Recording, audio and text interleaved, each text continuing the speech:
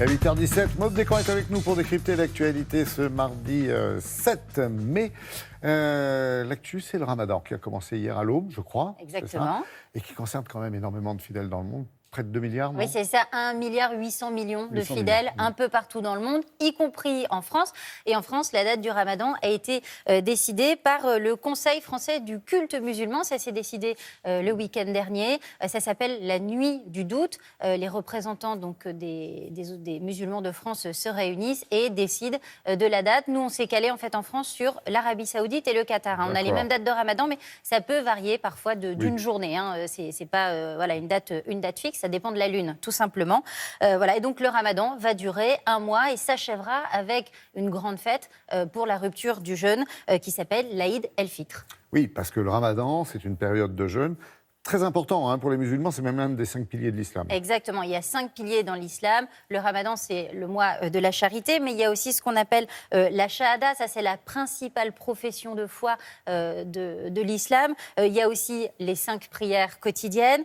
Il y a l'aumône. Et puis, il y a aussi, vous savez, le pèlerinage à la Mecque. Tout musulman qui en a la capacité physique, mais aussi la capacité financière, doit se rendre au moins une fois dans sa vie à la Mecque pour aller faire donc, son pèlerinage.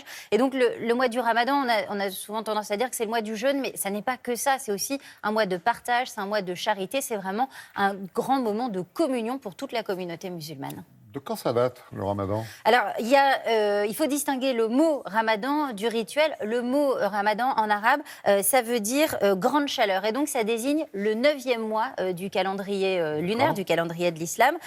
Au temps du prophète, en fait, un jour de jeûne, une période de jeûne avait été décidée qui tombait en même temps que Yom Kippour, que la période de jeûne des Juifs.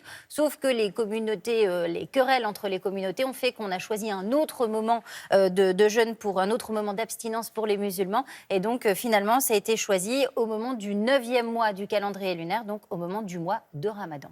Ramadan, c'est aussi une période qui coûte cher pour les familles musulmanes. Bah oui, puisqu'on l'a dit, il y a aussi des festivités. C'est une période donc, de privation la journée, mais aussi de célébration le soir en famille. Il y a une étude qui est sortie il y a 2 ans de l'Institut Solis qui nous dit que les dépenses des ménages augmentent de 34% pendant ce mois de Ramadan, donc pour les dépenses alimentaires. Donc on est à peu près à 434 € par foyer. C'est pas mal.